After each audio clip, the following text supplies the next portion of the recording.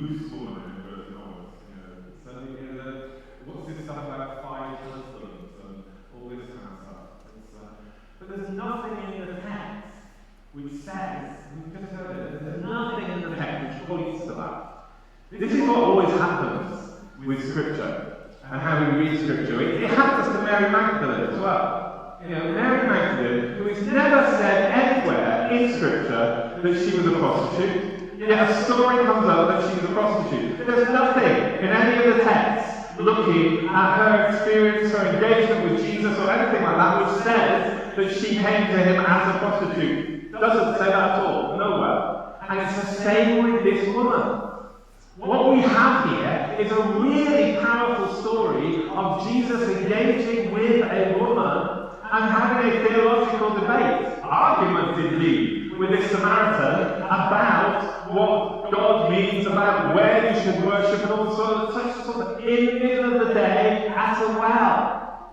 And wells feature strongly in the Bible, and wells with women feature strongly in the Bible, and women with water feature strongly in the Bible. We have Abraham's servant who's sent and meets Rebecca.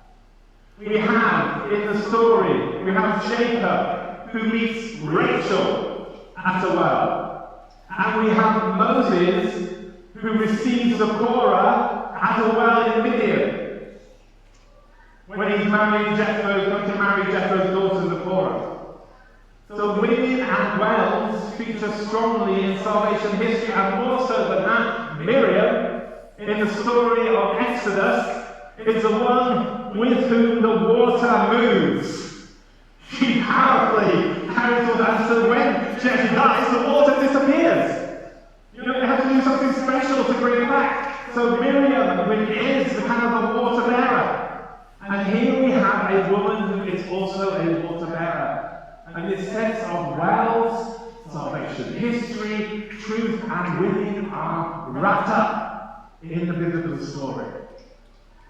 And so what's going on in this particular story? First of all, we've got a question. She's a Samaritan. And we know, we've talked about it before, we're always talking about it, how Samaritans and Jews do not get on. There's a story where a Jewish historian Josephus about Samaritans invading the temple in Jerusalem and scattering bones about the place to make it impure, to sort of, it was almost like an act of sort of not terrorism quite, sort of like an act which was desecrating the temple. So Jews and Samaritans do not get on. And here's Jesus walking to Samaria and meets this woman at the well. And they have this amazing exchange, this amazing theological exchange. Jesus is debating theology, debating the differences between Samaritan faith and Jewish faith.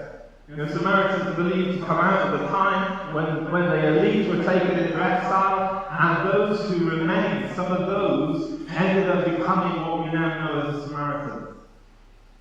And some of them ended up getting involved with all sorts of other gods from other religions. So therefore there's a sense in which their understanding of Scriptures, they hold the same Scriptures as the Old Testament, what we call the Old Testament, and Jews call it tonight. They hold the similar Scriptures, certainly the first 5 books. But they have a difference, and the Jews see them as being a kind of painted form, whereas they don't truly words of God. So that brings us to the 5 husbands. The 5 husbands. Now there's all sorts of alternative perspectives put on this, instead of the usual reading that this is a woman who's been promiscuous and has 5 husbands, and now the person who she has, she's not even married to. There's all sorts of readings put on that in terms of why she might have been in that situation. It's very unusual for any woman to have been married, or anybody to have been married 5 times. But there are some reasons put forward for that. But there's another reason which some people argue for. Actually, this is about her. This is a symbolic reference by Jesus to the Samaritan religion. They're debating religion. They're debating religion here. They're debating what it means, and Jesus' reference to the 5 husbands is immediately before she calls him a prophet. And what do prophets do when they point to false worship in the Old Testament? What kind of analogy do they often make? And the analogy they often make is an analogy of adultery. An analogy of adultery. And Hosea is a classic example of it, but it's elsewhere in the prophets as well. An analogy of adultery. So the 5 husbands can be seen to be the 5 gods that are known, to be the 5 gods against the God of Israel, that the Samaritans, some of the Samaritans strayed to in the time of the Assyrian exile. And so Jesus here is making not a point about the woman, but a point about their theological faith. And the husband she is with now, which is the, if you like, bastardized form of Jewish religion, as Jesus would understand it as a Jew, is not her husband. Because even though they claim to worship Yahweh, they're not worshipping truly, so they're not in true covenant. They're not in true covenant, so therefore Yahweh is not their God. Because they're worshipping him in the wrong way, according to Jesus and the Jews. So there's a complex theological discussion going on here, which is really, really interesting. Now I've bored you with that detail, but the point is that actually this is a woman who then goes out and proclaims. She goes and proclaims about Jesus, who's known everything I have done. But she's talking about her people, and she goes and proclaims what he says about her people to those people, and that's why they come to hear about him. Jesus at the well, just as all the well stories I referred to had some sense of wooing going on with him. Jesus is wooing Samaria through this woman, drawing Samaria to him, breaking open the bounds of the God of Israel, breaking those open. So here we have the story of the woman. Just before that we have the story of Nicodemus, the Jew who's coming in the darkness. This woman meets him in the bright of midday. And then there's a story that follows, where Jesus engages with the Gentile. These stories are put together for a reason, because it's a journey of the message of Jesus. It's a journey of where the God of Israel is expanding his law to all. And this story is central to that, and this woman is central to that. She goes and proclaims. And like the disciples who leave their fishing nets at the side when Jesus called them, she leaves her water jar and goes to the city to evangelize. In a sense, she's the first evangelist, and she has a name in Eastern Orthodox tradition. They give her a name. She's not given a name in the text, but in Eastern Orthodox tradition, she's given a name, Photini, the illuminated one. The illuminated one. The one who goes and speaks the message. And she is one of a number of women in John's Gospel who proclaim Christ. There's her. There's Martha, who says, "You are the Christ, you are the Messiah, you are the Son of God."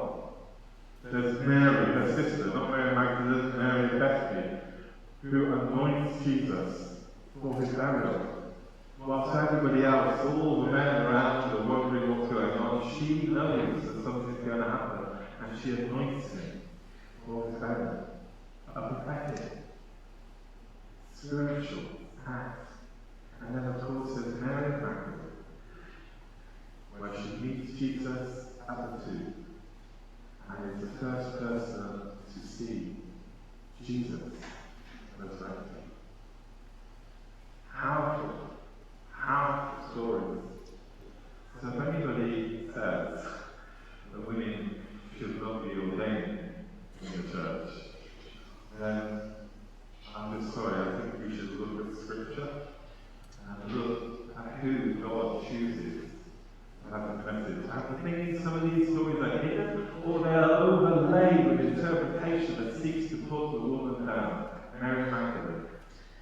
the Eastern Orthodox call Photini, that's all this was, and we must resist those interpretations and discover afresh the powerful, powerful reality of the gospel in terms of how we see Jesus in the ancient world, but we're across the ancient world.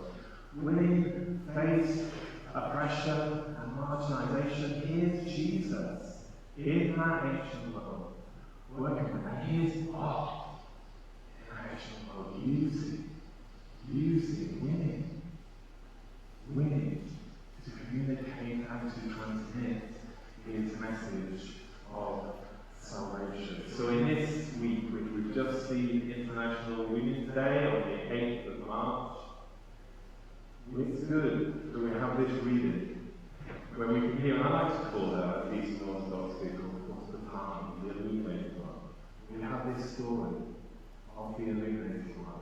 Photini meets Jesus and is illuminated. And may we too be illuminated in our encounter with Jesus. May we too be illuminated as we receive the sacrament this morning. That we too, like her,